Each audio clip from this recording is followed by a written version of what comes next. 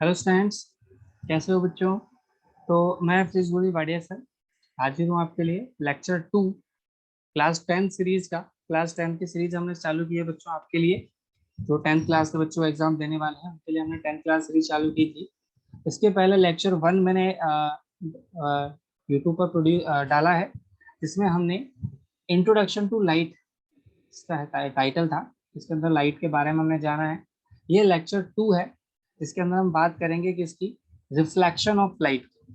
ठीक है, तो चलिए टाइम वेस्ट ना करते हुए शुरू करते हैं। ये एक इंपॉर्टेंट टॉपिक है, इसके ऊपर काफी अच्छे अच्छे न्यूमेरिकल सीबीएसई बोर्ड एग्जाम में पूछे जाते हैं, और मैं आपके सीबीएसई बोर्ड एग्जाम के क्वेश्चंस भी मैं आपको डिस्कस करूंगा, जैसा मैंने आपको फर्स्ट वीडियो में बताया था।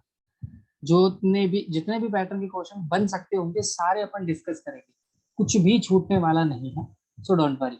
और एक एक चीज आपको अच्छे से समझ में आएगी, इस बात की गाइड। अगर कोई चीज समझ में नहीं आती है तो मैंने आपको फर्स्ट वीडियो में बताया है, आप कमेंट बॉक्स में मुझे बता सकते हैं, मैं आपका डाउट जरूर सॉल्व करूँ। तो चलिए शुरू करते हैं वीडियो को।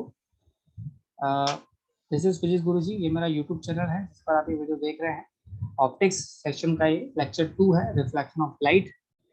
देखो रिफ्लेक्शन के सबसे पहले समझते हैं रिफ्लेक्शन होता क्या है। What is reflection. देखो आपने ये सीनरी इस तरह से देखी होगी, बहुत सी जगह नहीं देखी हो तो मैं आपको दिखा देता हूँ। ठीक है, ये सीनरी आपने देखी होगी। आपको पता है ये ऊपर जो है ये रियल माउंट है। रियल, अच्छा जिन बच्चों ने लेक्चर 1 नहीं देखा है, मैं उनसे रिक्वेस्ट करूंगा पहले लेक्चर 1 जरूर देखें, क्योंकि लेक्चर 1 देखेंगे तो ही ये चीज आप उनको अच्छे से समझ में आएगी। तो ये मेरा रियल ऑब्जेक्ट है, और ये जो इमेज दिखाई दे रही है ये वर्चुअल है। अब आपको सर इन्वर्टेड है, अरे भाई वो इन्वर्टेड इसलिए है क्योंकि वो वाटर के अंदर बन रही है, बाकी वर्चुअल इमेज।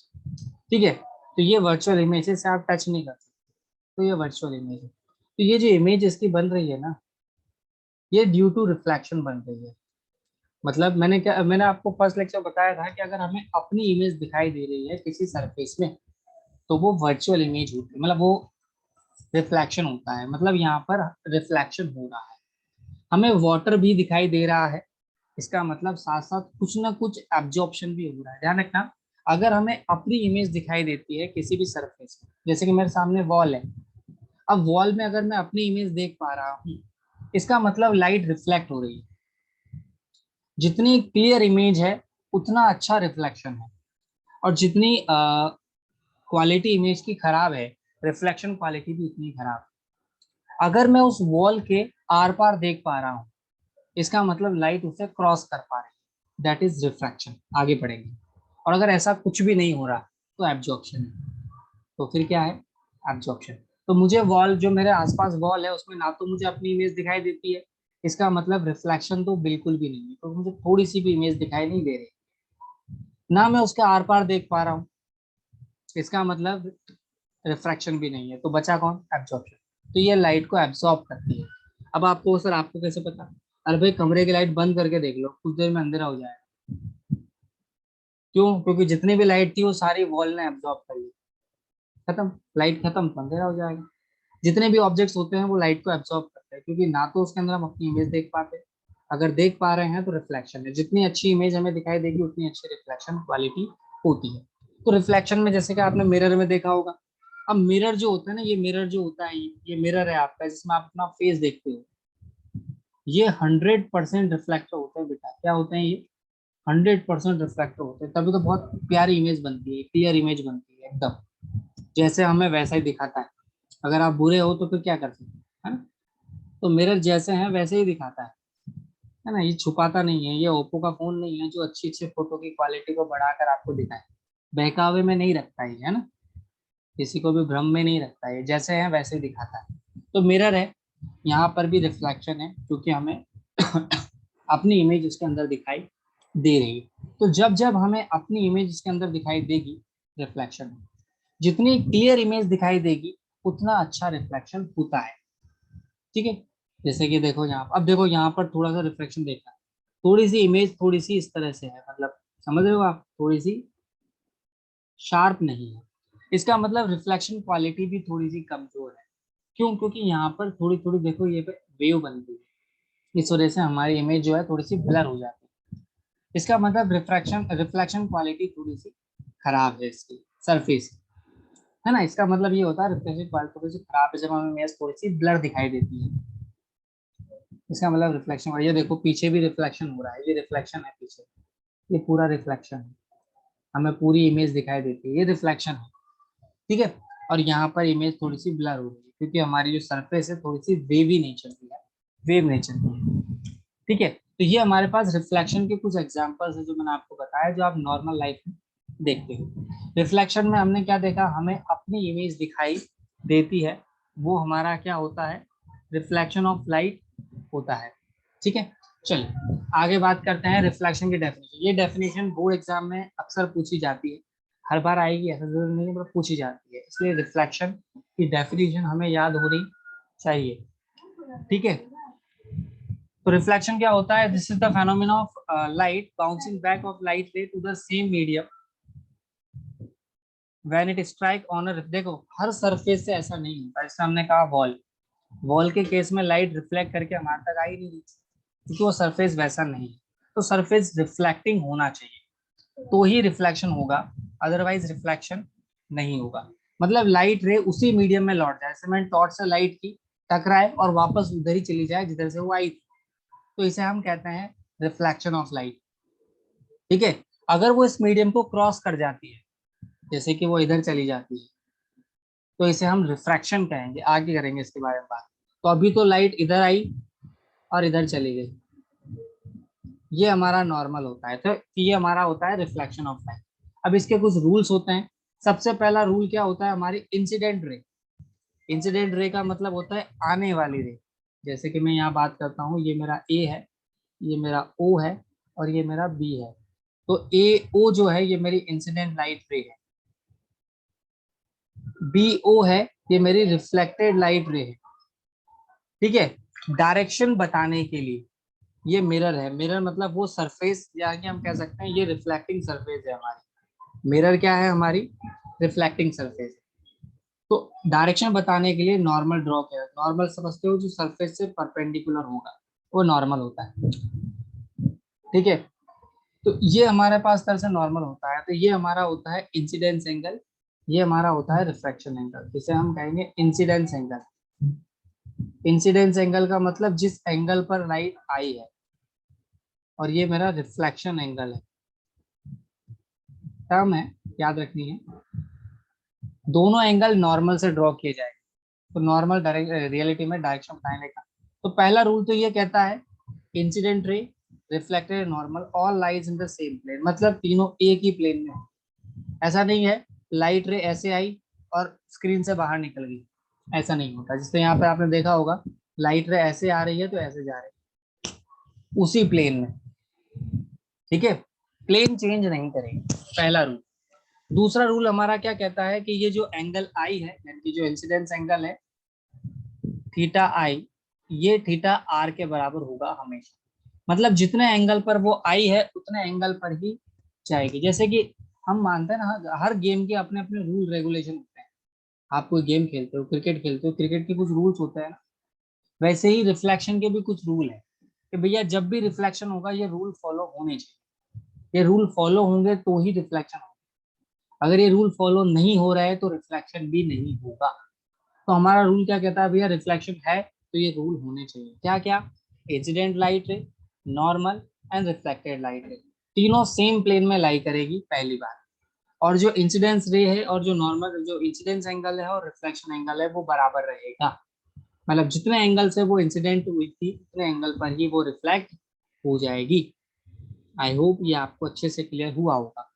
अगर ये सरफेस नहीं होती तो ये लाइट रे कुछ ऐसे जाती, जाती कि नहीं जाती, अगर सरफेस नहीं होती तो ऐसे जाती।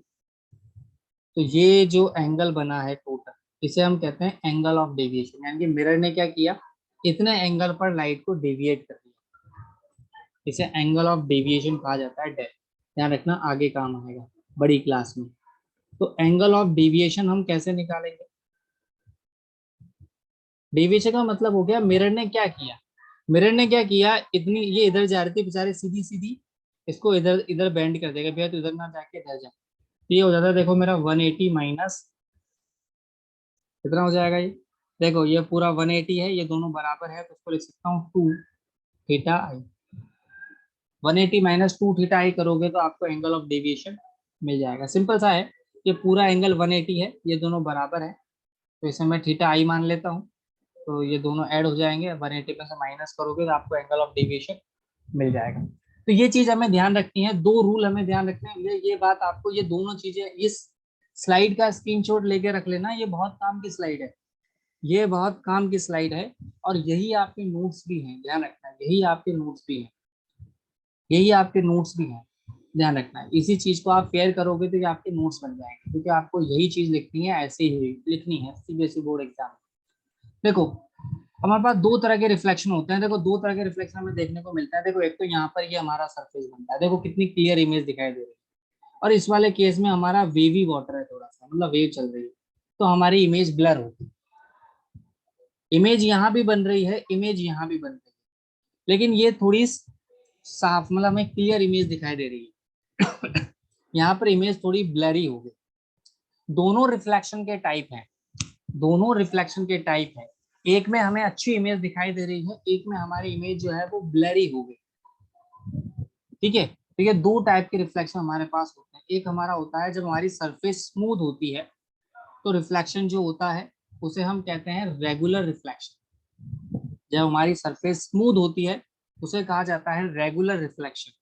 तो रेगुलर रिफ्लेक्शन में क्या होती है, सरफेस स्मूथ होती है, इस वजह से लाइट रेज पैरेलल आती हैं और पैरेलल ही चली जाती है, मतलब जैसे आती हैं वैसे ही चली जाती है। इस केस में सारे रूल रेगुलेशन फॉलो होते हैं, ध्यान रखना, इस केस में सारे रूल रेगुलेशन फॉलो होते हैं। दूसरा होता है इरेगुलर यानी कि डिफ्यूज रिफ्लेक्शन।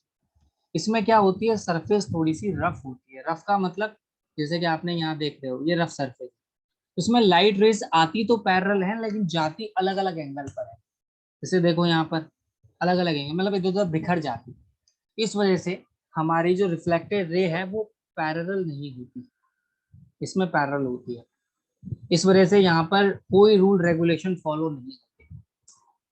तो दो तरह के रिफ्लेक्शन हमारे पास होते हैं। 90% केसेस में हमारे पास सरफेस जो होती है वो रफ ही होती है, इसलिए हमारी रिफ्लेक्शन क्वालिटी जो है वो उतनी अच्छी नहीं होती। ठीक है, जनरली जैसे हम स्पून में हमारा रिफ्लेक्शन देखते हैं वो इतना क्लियर नहीं होता, वाटर में भी हमारा रिफ्लेक्शन इतना क्लियर हमें नहीं दिखा रहा, क्योंकि वो भी रफ सरफेस होती है, वेव बन जाती है तो सरफेस रफ हो जाती है। तो दो तरह के रिफ्लेक्शन हमारे होते हैं। बहुत बार सीबीएसई बोर्ड में दोनों में डिफरेंस पूछे जा चुके हैं, तो डिफरेंस में आपको ये दोनों पॉइंट लिखने हैं और ये डायग्राम आपको बनाना है।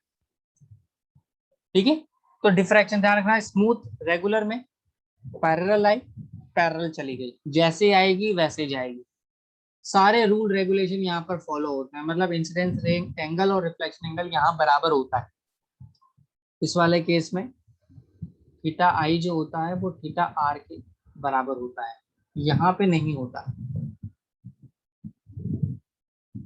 अच्छा, ऐसा नहीं है, नहीं होगा, हो भी सकता है लेकिन नहीं होता ज्यादातर केस में, क्योंकि रेस अलग अलग डायरेक्शन में जाती है ना, सब जगह फैल जाती है रेस, क्योंकि इस वजह से हमें इमेज भी इस तरह की दिखाई देती है। मैंने साइड में आपको एग्जांपल भी दिखा रहा हूँ, तो ये रेगुलर रिफ्लेक्शन का एग्जांपल है और ये डिफ्यूज का एग्जांपल है। आई होप ये आपको अच्छे से क्लियर हो गया होगा, दोनों में डिफरेंस भी आपको समझ में आ गए होंगे।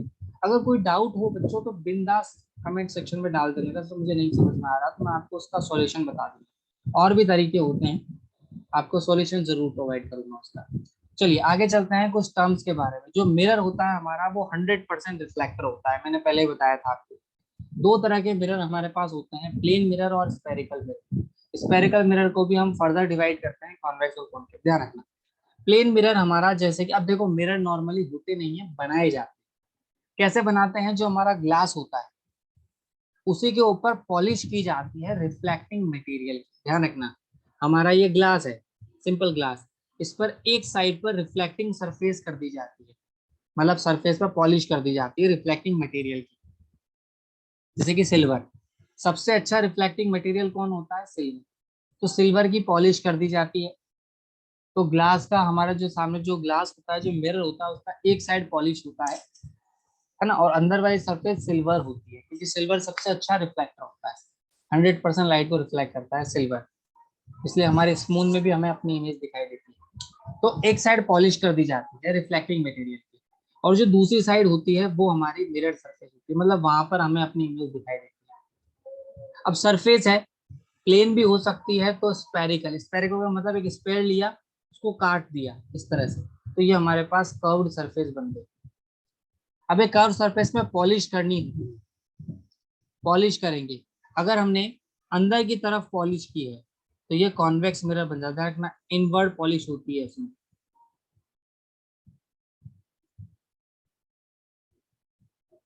तो बाहर वाला सरफेस जो होता है वो हमारे लिए काम का होता है, और इसमें बाहर वाली साइड पॉलिश होती है,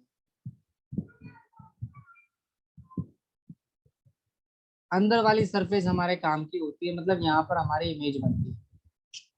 ठीक है, तो दो तरह के मिरर हमारे पास होते हैं, प्लेन मिरर और स्पेरिकल मिरर। प्लेन मिरर जिसकी सरफेस प्लेन होती है, मतलब सिंपल प्लेन सरफेस, जैसे कि हमारा मिरर हम देखते हैं। स्पेरिकल मिरर कैसे होते हैं, दो तरह से डिवाइड कर दिया, कॉनकेव और कॉन्वेक्स। क्योंकि हमारे पास जब हम एक स्फीयर लेते हैं, स्फीयर को हम कट करेंगे तो एक सरफेस बनेगी हमारे पास, जो कि कर्व्ड सरफेस होगी, उसे हम कहेंगे कर्व्ड सरफेस। उसमें दो तरह से पॉलिश की जाती जा सकती है, अंदर और बाहर। अगर अंदर पॉलिश की है तो वो कॉन्वेक्स बन जाएगा, बाहर पॉलिश की है तो वो कॉनकेव बन जाएगा, ध्यान रखना। चलिए आगे चलते हैं, जैसे कि अब बात करते हैं प्लेन मिरर।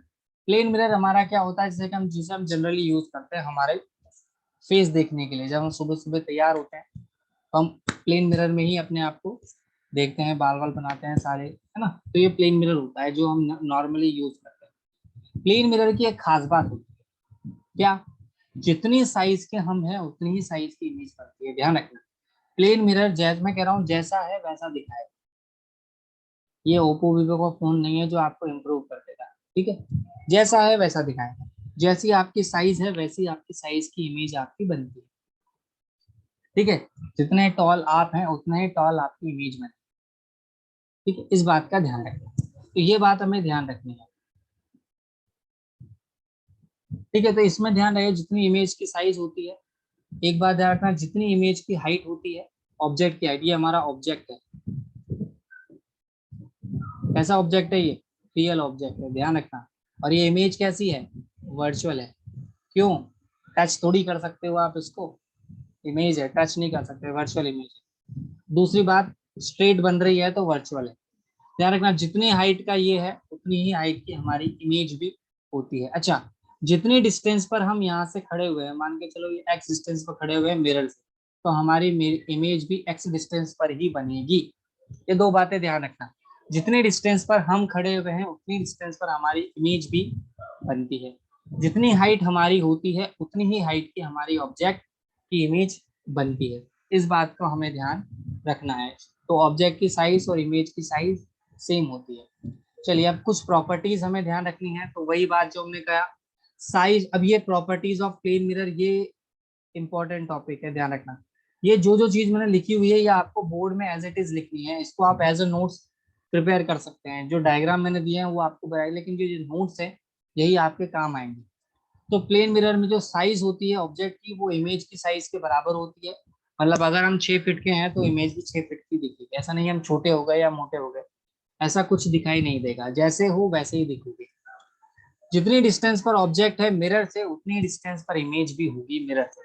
अगर 2 मीटर की डिस्टेंस पर हम मिरर से खड़े हुए हैं तो हमारी इमेज भी उतनी ही दूर बनेगी, ठीक है, मतलब छोटी बनेगी। कहने का मतलब ये होता है, जो इमेज बनती है वो वर्चुअल बनती है। वर्चुअल का मतलब मिरर के पीछे, हम इसे टच नहीं कर सकते, वर्चुअल है। और वर्चुअल इमेज है तो हमेशा सीधी बने। अच्छा, वर्चुअल इमेज है तो इसे स्क्रीन पर प्रोजेक्ट नहीं कर सकते, आप इसे स्क्रीन पर प्रोजेक्ट नहीं कर सकते। 2 मार्क्स का क्वेश्चन आता है इसके ऊपर, ध्यान रखना है। इसके ऊपर जो क्वेश्चन बनता है वो 2 मार्क्स का बनता है। चलो, इमेज जो बनती है वो लेटरली इन्वर्टेड बनती है। लेटरली इन्वर्टेड से मेरा मतलब कुछ ऐसा, जैसे एम्बुलेंस है ऐसा लिखा हुआ है तो ऐसा दिखाई देगा। इसीलिए हमारी एम्बुलेंस में जो होता है, कैसे बनाया जाता है जनरली, यहाँ से लो और इसको इस तरह से घुमा दो, घुमाते उसकी मिरर इमेज बन जाएगी। जैसे एम है, यहाँ से लिया, इसको इस तरह से रोटेट कर दिया तो मिरर इमेज बन जाएगी। इस तरह से रोटेट कर दिया तो मिरर इमेज बन जाएगी। इस तरह से रोटेट कर दिया तो मिरर इमेज बन जाएगी। इस तरह से रोटेट कर दिया तो मिरर इमेज बन जाएगी। तो मेरे लेटरली इन्वर्टेड बोला जाता है, क्या बोला जाता है, लेटरली इन्वर्टेड, ठीक है। तो एम्बुलेंस कुछ ऐसा दिखाई देगा, मतलब हमारा लेफ्ट है उसका राइट होता है, हमारा राइट उसका लेफ्ट होता है, ठीक है, लेटरली इन्वर्जन बोला जाता है इसे, टोटली इन्वर्ट हो जाती है इमेज। अच्छा, बहुत बार ये पूछा गया है एम्बुलेंस मिरर में कैसा दिखेगा, तो एम्बुलेंस मिरर में ऐसा दिखेगा। इसीलिए हमारी एम्बुलेंस के ऊपर जो आगे एम्बुलेंस लिखा जाता है वो मिरर इमेज में लिखा जाता है, ताकि जब उसे आप अपने मिरर में देखोगे, जो आपका मिरर होता है फ्रंट वाला मिरर जो होता है, और जो आपके साइड मिरर होते हैं, जब आप उसमें देखोगे उसको तो वो सीधा दिखाई देगा आपको। ठीक है, तो ये हमारे पास एम्बुलेंस का मिरर व्यू होता है, पूछा गया है एग्जाम में। तो लैटरली इन्वर्जन का मतलब होता है ये। अब देखो कुछ डेफिनेशन हमें ध्यान रखनी है स्पेरिकल मिरर से रिलेटेड, जो कि हमारे आगे काम आएगी। जाहिर सी बात है, स्पेरिकल मिरर है तो किसी स्फीयर से कट किया गया है। अब जिस स्फीयर से इसे कट किया गया है उसका कोई ना कोई सेंटर होगा। पहले तो हम बात करते हैं पोल की। पोल क्या होता है भैया, जो हमारी रिफ्लेक्टिंग सरफेस है, जो हमारी सरफेस है, जितना पोर्शन हमने कट किया है उसका सेंटर पोल कहलाएगा। तो ये हमारा पोल होता है, हमारी रिफ्लेक्टिंग सरफेस का सेंटर, रिफ्रैक्टिव सरफेस का सेंटर। तो जो हमारी रिफ्लेक्टिंग सरफेस है उसका जो सेंटर होगा वो हमारा पोल कहलाएगा। अच्छा, स्पेरिकल मिरर को किसी स्फीयर से काटा गया होगा तो उस स्पेयर का कोई तो सेंटर होगा। तो ये जो होता है सेंटर, इसे हम कहते हैं सेंटर ऑफ कर्वेचर। यानी कि हमारी स्पेयर का जो स्पेयर है, इसको मिलाकर ये किसी स्पेयर का पार्ट है, ये किसी स्पेयर का पार्ट है, तो स्पेयर का कोई तो सेंटर होगा। तो जो इसका सेंटर है वो सेंटर ऑफ कर्वेचर कहलाता है। अच्छा, तो ये हमारा सेंटर ऑफ कर्वेचर कहलाएगा। रेडियस ऑफ कर्वेचर, जो इसकी रेडियस है, हमारे स्फीयर की जो रेडियस है उसे हम कहेंगे रेडियस ऑफ कर्वेचर, क्योंकि जाहिर सी बात है तो स्फीयर का ही पार्ट, तो रेडियस जो होगी वो रेडियस ऑफ कर्वेचर कहलाएगी। प्रिंसिपल एक्सिस क्या होता है, पी, पोल और सेंटर ऑफ कर्वेचर को जोड़ने वाली लाइन। भाई साहब ये इमेजिनरी होती है, ऐसी कोई लाइन होती नहीं है, ये इमेजिनरी लाइन होती है, ध्यान रखना। तो ये इमेजिनरी लाइन होती है जो पोल और सेंटर ऑफ कर्वेचर को जोड़ती है। ठीक है। अच्छा, प्रिंसिपल फोकस क्या होता है, ये वो पॉइंट होता है जहां पर लाइट रे मीट करेगी आफ्टर रिफ्लेक्शन। फोकस वो पॉइंट होता है जहां पर लाइट रे मीट करती है, मिलती है, क्रॉस करती है रिफ्लेक्शन के बाद। ठीक है। फोकल लेंथ क्या होती है, रेडियस का हाफ। जो हमारी रेडियस है इसका हाफ हमारी फोकल लेंथ होती है, जिसे कि हम इस तरह से डिफाइन करते हैं। तो रेडियस का आधा जो होती है वो हमारी फोकल लेंथ होती है। तो ये कुछ टर्म है जो हमें काम करेगी। इसके नेक्स्ट वीडियो लेक्चर में, नेक्स्ट लेक्चर में मैं कुछ रूल्स रिफ्लेक्शन के बताऊंगा। इमेज फॉर्मेशन अपने को सीखना है रिफ्लेक्शन का, कुछ डेरिवेशन अपने को करना है रिफ्लेक्शन रिलेटेड। तो अभी रिफ्लेक्शन पूरा नहीं हुआ है, reflection of light next lecture में भी कंटिन्यू होगा। आई होप आपको ये वीडियो अच्छी लगी होगी, ये वीडियो आपको क्लियर हुआ होगा। अगर कोई डाउट हो कमेंट सेक्शन में ज़रूर बताएं, और वीडियो को लाइक शेयर सब्सक्राइब जरूर करें चैनल को, ताकि जैसे ही मैं नई वीडियो डालूं आपको सबसे पहले उसका नोटिफिकेशन मिल जाए। थैंक यू बच्चों, मिलते हैं नेक्स्ट वीडियो लेक्चर में।